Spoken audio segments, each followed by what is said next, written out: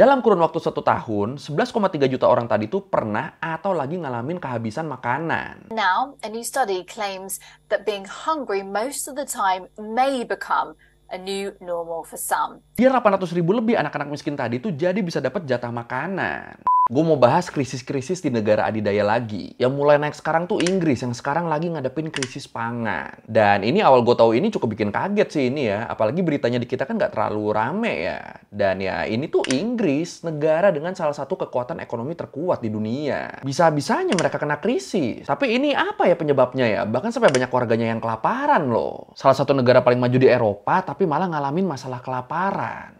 Ngeri, anjir. Tapi, sebelum kita lanjut, gue mau cerita dikit nih. Selama ini kan cukup banyak yang suka nanya ke gue, kok gue bisa sih punya teman orang luar yang banyak banget? Dan ya sebenarnya bisa dibilang modal awalnya, modal basicnya tuh ya karena bisa bahasa Inggris sih. Tapi walaupun gitu sebenarnya bisa dibilang bahasa Inggris gue tuh nggak jago-jago banget lah. Bisa dipakai ngobrol, tapi ya nggak serapi itu juga. Dari aksen aja gue tuh suka berantakan banget, suka tiba-tiba ganti-ganti gitu aksennya. Kadang British, kadang Amerika, kadang Singlish, kadang Thai English. Tapi tetap gue tuh nggak malu ngomong sama orang. Jadi ya bisa dibilang ini tuh modal pede sih ya. Dan kalau ditanya rahasianya apa sih gue bisa sepede itu? Ya buat sekarang jawabannya ini. Elsa.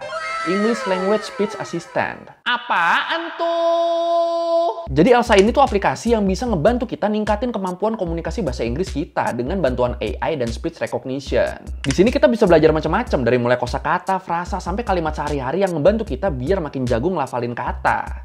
Terus juga makin lancar ngomong dan biar makin mirip sama bule beneran kalau ngobrol. Terus Elsa juga punya lebih dari 25.000 pelajaran dan 250 lebih topik. Kayak percakapan sehari-hari, bahasa Inggris akademik, sampai bahasa Inggris buat karir dan bisnis. Jadi ya masuk akal kan kenapa gue makin pede buat ngomong bahasa Inggris setelah kenal sama Elsa ini. Karena ya itu, skill English gue bener-bener diimprove dari hari ke hari. Atau ini biar lebih jelasnya gue contohin dulu deh ya. Nih gue pakai Elsa Pro nih. Nah. Jadi ya kayak yang bisa lu lihat, fitur di Elsa ini tuh ada macam-macam ya, ada banyak banget. Mulai dari belajar buat ngomong, main game, sampai persiapan tes. Tapi sekarang buat prakteknya gue mau coba latihan percakapan nih.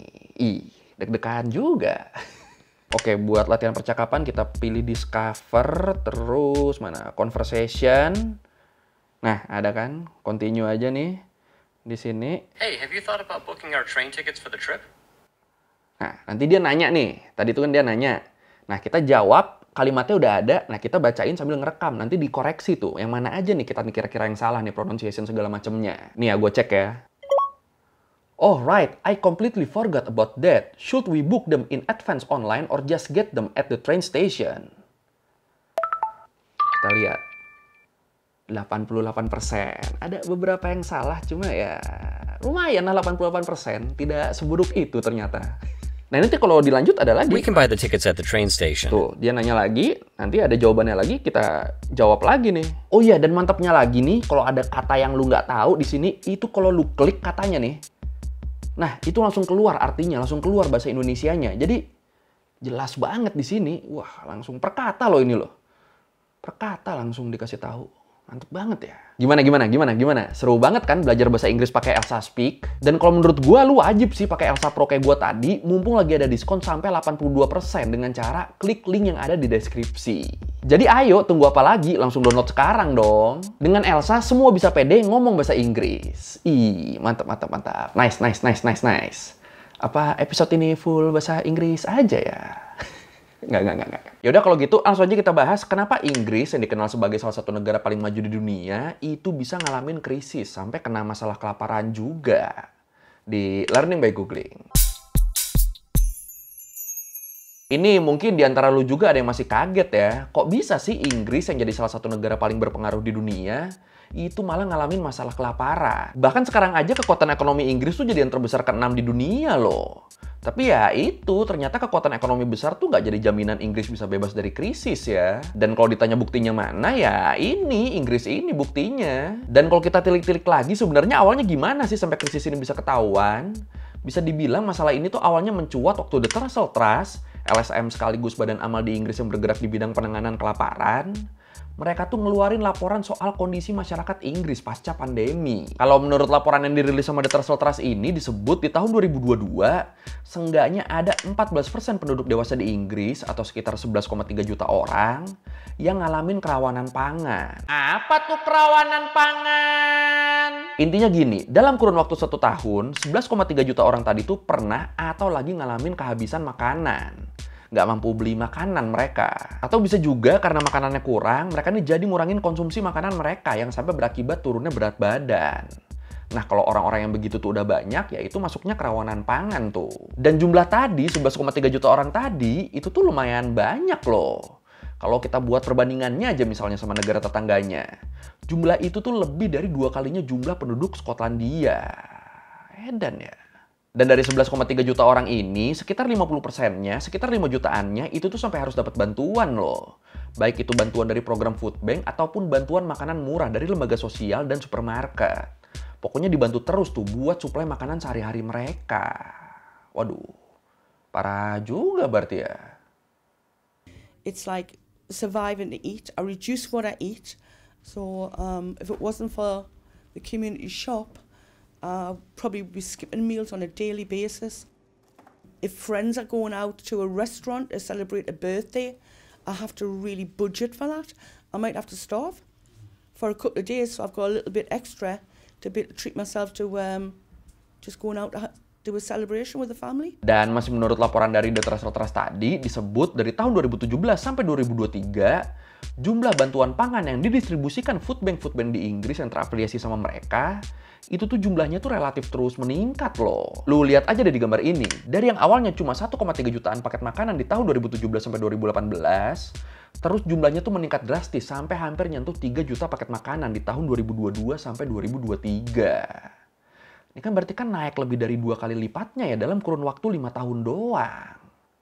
Separah itu ternyata kondisinya ya. Dan yang paling bikin miris dari krisis pangan di Inggris ini tuh adalah orang-orang yang terdampaknya. Jadi masih menurut laporan yang sama disebut kalau ada beberapa kelompok masyarakat tertentu yang kena dampak lebih parah dari krisis pangan yang lagi terjadi di Inggris ini. Yang kena dampak paling parah tuh contohnya kayak orang-orang dewasa usia kerja yang hidup sendiri, terus juga penyandang disabilitas, terus kelompok etnis minoritas, terus orang dan rumah tangga dengan kewajiban pengasuhan anak, dan di sini termasuk anak-anaknya. Aduh. Ini kebayang ya, orang-orang yang harusnya dapat perhatian lebih, malah terancam hidupnya karena ancaman kekurangan makanan. Terus selain itu buat masyarakat Inggris yang nggak punya rumah sendiri dan milih buat nyewa rumah, mereka juga termasuk nih yang berpotensi besar ngalamin kesulitan pangan. Dan buat yang ini potensinya tuh bisa sampai sepertiganya loh. Sepertiga dari orang yang nyewa rumah bakal ngalamin kekurangan makanan. Ini kok makin ngeri ya. Around 13% of white people in the UK experience food insecurity. But among the ethnic minority population, it's around 24%. Nah itu tadi sedikit gambaran udah separah apa sih kondisi krisis di Inggris sebenarnya. Dan sebelum kita lanjut bahas itu, gue mau bahas penyebabnya dulu nih. Kok bisa Inggris sampai krisis begini? Jadi kayak yang kita semua tahu, dunia tuh kan baru pulih dari pandemi COVID ya. Dimana waktu pandemi terjadi, kondisi perekonomian global tuh bener-bener terpuruk. Semua aktivitas tuh dibatesin dan akhirnya kegiatan ekonomi juga jadi berkurang. Terus kondisi ini makin diperparah sama konflik Rusia-Ukraina yang masih berlangsung sampai sekarang. Yang dampaknya tuh bener-bener berasa banget ke negara-negara Eropa, termasuk Inggris. Ini udah beberapa kali kita bahas juga sih ya, gimana dampak perang ini ke pasokan energi dunia, atau ya khususnya Eropa lah. Termasuk ke ekspor bahan makanan kayak gandum. Dan ya kayak yang kita tahu, gara-gara konflik ini akhirnya harga-harga tuh kan pada naik ya, termasuk di sini harga makanan. Terus selain dua alasan tadi, selain gara-gara abis pandemi sama perang, banyak juga pakar yang menilai kalau krisis yang terjadi di Inggris ini tuh jadi makin parah karena keputusan Inggris buat keluar dari Uni Eropa. Atau biasa disebutnya tuh Brexit. Pada inget kan ya Brexit ya, pada inget ya. Iya, jadi kalau menurut Guardian, keputusan Inggris buat lepas dari Uni Eropa tuh bikin banyak pekerja migran waktu itu terpaksa ninggalin Inggris. Dan ini bikin Inggris jadi kekurangan tenaga kerja ternyata. Terus kebijakan pemerintah pasca Brexit juga dianggap banyak yang malah mempersulit masyarakatnya sendiri. Misalnya yang mempersulit tuh kayak kenaikan nilai pajak, kenaikan harga energi, sampai naiknya biaya asuransi nasional. Dan kenaikan biaya-biaya ini tuh mau nggak mau harus ditanggung sama masyarakat Inggris. Ini pemasukannya segitu-gitu aja, tapi biaya-biayanya makin mahal. Ya udah, kelar lah udah. I'm always comparing how expensive it is now compared to how it was 6 or 12 months ago. Things have got more expensive and there's also less choice as well. Nah, tadi kan kita sempat bahas juga ya kalau salah satu kelompok yang paling terdampak dari krisis makanan di Inggris tuh malah orang-orang di usia kerja. khususnya mereka yang kerja dan hidup sendiri. Dan ini cukup mengagetkan gak sih? Soalnya kalau dipikir-pikir kan mereka nih kerja loh dan masih hidup sendiri juga. Punya penghasilan tapi belum ada tanggungan keluarga. Jadinya kan harusnya kan hidup mereka lebih terjamin kan? Harusnya. Tapi ternyata kalau menurut Big Issue, walaupun mereka kerja, walaupun mereka punya penghasilan, tapi jumlah penghasilan yang mereka terima tuh ternyata jumlahnya terlalu kecil kalau dibandingin sama pengeluarannya. Apalagi terus tadi harga-harga di sana kan pada naik kan. Nah, kenaikan harga ini tuh sayangnya nggak diikutin sama kenaikan penghasilan. Atau ya kalaupun ada naik-naik gaji, itu tuh naiknya kecil banget, jumlahnya nggak sebanding. Belum lagi terus tadi selain harga-harga, pajak sama asuransi juga nilainya ikutan naik kan. Semuanya naik, akhirnya gaji yang mereka terima tuh nggak bisa nutup pengeluarannya. Gajinya di sini, pengeluarannya di sini. Ya udah, kelar udah. Terus juga masih menurut Big Issue disebut sistem jaminan sosial di Inggris yang belum sepenuhnya merata, itu tuh bikin masyarakat yang harusnya layak dapat bantuan malah nggak dapat sama sekali. Bahkan yang parahnya lagi, mereka yang sebelumnya udah tercatat dapat bantuan atau jaminan sosial, itu juga bisa dicabut loh hak buat nerima bantuannya. Dan ini banyak terjadi contohnya tuh ke kelompok migran. Jadi ini kan kayak kena combo ya. Udah kan gaji nggak naik, pengeluarannya malah nambah terus. Ditambah bantuan yang udah didapat juga bisa aja dicabut. Dan akhirnya ya udah makin susah deh hidupnya deh. Kacau juga ini ya. Sometimes Erin skips meals or eats less food so the younger siblings don't go hungry. Sometimes I'll be sad because I didn't get to have what they did, but then I'll be happy because at least they've gotten to eat their food. Money worries weigh heavily on young shoulders, and sometimes it can all get too much. Terus selain masalah kebijakan, ada juga nih alasan yang lebih personal yang bikin masyarakat Inggris tuh ngalamin kerentanan pangan. Alasannya gara-gara pada nggak punya tabungan. Ini basic tapi mematikan ya ini ternyata ya. Makanya harus nabung loh kita loh. Nabung. Iya, jadi masih menurut laporan yang dikeluarin sama The Trussell Trust, disebut dari keseluruhan orang yang nerima manfaat dan bantuan dari food bank yang terafiliasi sama LSM ini, ternyata cuma sekitar 10%-nya aja yang punya tabungan. Dari seluruh orang-orang yang makanan sehari-harinya mereka bantu, itu cuma 10%-nya aja yang punya tabungan. Dan itu pun lebih dari setengahnya cuma punya tabungan di bawah 100 pounds. Entah apa alasan mereka nggak pernah nabung waktu berkecukupan, yang pasti kalau mereka mau mulai nabung sekarang, ini nih jadi udah mustahil kan. Karena ya buat kebutuhan dasar aja mereka nggak nutup, gimana mau nabung coba. Makanya investor-investorku nih, usahain kalau ada duit lebih tuh ditabung lah. Reksadana kayak apa kayak daripada dipakai foya-foya terus gone kan. Kita kan nggak tahu kan ke depannya dunia bakal kayak gimana kan. Aduh, ini harusnya iklan masuk nih di sini nih. Bibit-bibit gitu mah bisa tadi yang masuk harusnya ya.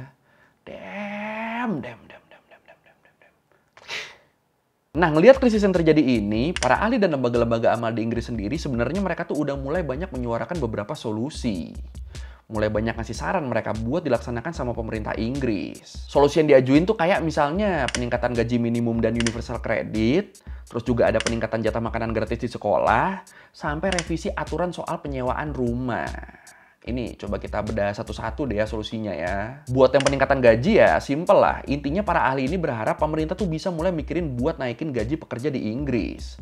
Mengingat tingginya tingkat inflasi di sana. Terus yang universal credit simpelnya ini tuh jaminan sosial buat orang-orang di usia kerja yang nggak punya kerja atau punya penghasilan rendah. Kalau di kita tuh kayak semacam bansos gitu lah ya. Terus next yang menurut gue paling menarik nih soal makanan gratis di sekolah. Jadi kalau menurut Joe Relling, Head of Communication The Food Foundation, dia bilang ada lebih dari 800 anak-anak miskin di Inggris yang dianggap nggak memenuhi syarat buat dapetin jatah makanan gratis di sekolah. Padahal mereka miskin, mereka butuh buat dapat makanan gratis, tapi karena nggak menuhin syarat, akhirnya mereka jadi nggak dapat. Terus dia juga bilang kalau pemerintah Inggris tuh harus segera nyusun skema baru buat memperluas jangkauan penerima manfaat makanan gratis di sekolah ini. Tujuannya biar 800.000 lebih anak-anak miskin tadi tuh jadi bisa dapat jatah makanan. Apalagi terus banyak juga kan anak-anak di Inggris yang cuma ngandelin bantuan makanan gratis di sekolah doang buat makanan harian mereka. Ini kan kasihan amat ya. Makanya Joe Rowling bilang, dengan gizi yang baik itu akan membuat kehadiran anak-anak ke sekolah jadi lebih baik. Konsentrasi mereka akan meningkat dan pada akhirnya capaian akademik mereka akan jadi lebih baik. Iya sih, setuju sih ini gue. Kalau makanannya tercukupi kan gizinya kan, harusnya di sekolah juga bisa lebih fokus dong. The government has invested £24 million into offering free school breakfasts in England. Nearly 2 million pupils are also eligible for free school meals, but charities say the current threshold is too low and should be extended to all families on universal credit. Dan yang menariknya lagi nih, masih menyangkut makanan gratis di sekolah, kalau menurut Big Issue, para pakar di Inggris tuh yakin dengan perluasan skema makanan gratis di sekolah, perekonomian Inggris tuh bakal dapat keuntungan sampai miliaran dolar loh. Lah? Kok bisa? Iya, kok bisa? Ya soalnya dengan adanya perluasan makanan gratis gitu, dipercaya perekonomian di sana tuh malah jadi lebih jalan. Soalnya pemerintah jadi bakal beli bahan makanan ke pedagang-pedagang terus kan, buat diolah jadi makanan gratis di sekolah. Nah perekonomian jalan di situ. Mana program makanan gratisnya tuh rutin lagi kan, pedagang bisa dapat terus tuh dari situ tuh. Nah dipercaya skema ini nih jadi bisa nguatin perekonomian Inggris nih. Ya masuk akal sih ya. Perekonomian jadi makin muter kan, di saat bersamaan anak-anak kelaparan juga jadi tertanggulangi kan. Terus yang terakhir soal kebijakan kredit. Ini solusi buat yang sewa rumah tadi tuh. Jadi para pakar di Inggris tuh menyarankan pemerintahnya buat bisa bikin kebijakan yang bisa menjamin pemenuhan kebutuhan dasar masyarakat. Termasuk di sini kebutuhan tempat tinggal dan makanan. Jadi harapannya kebijakan yang nantinya dibikin sama pemerintah tuh harus bisa menjamin masyarakat bisa selamat dan nggak ngalamin kesulitan yang terlalu berat di saat-saat krisis kayak gini. Tapi gimana nih kalau menurut lu nih? Apakah krisis di Inggris ini ke depannya bakal nambah parah atau justru mereka bakal secepatnya pulih? Terus apakah kebijakan-kebijakan yang tadi ditawarkan tuh solusi-solusi tadi tuh udah menjawab semua atau lu punya ide lain mungkin? Silakan komen. Millions are struggling in the UK due to the cost of living crisis. And now, a new study claims that being hungry most of the time may become a new normal for some. Well, according to a study by the Institute of Development Studies, at least 14% of the population is now suffering from food poverty. Oke, sekian review kali ini tentang kelaparan yang lagi terjadi di Inggris. Yang ya tarikannya sih gara-gara krisis di sana ya. Tapi ngeri juga ya Inggris sampai kelaparan tuh ya. Aduh. Kalau lu merevisi kayak gue udah salah, atau lu mau nanya, atau lu nambahin dari video, bisa tulis di komen, kita diskusi kayak biasa. Sekali lagi, thank you dan jangan lupa like, comment, subscribe. Bye.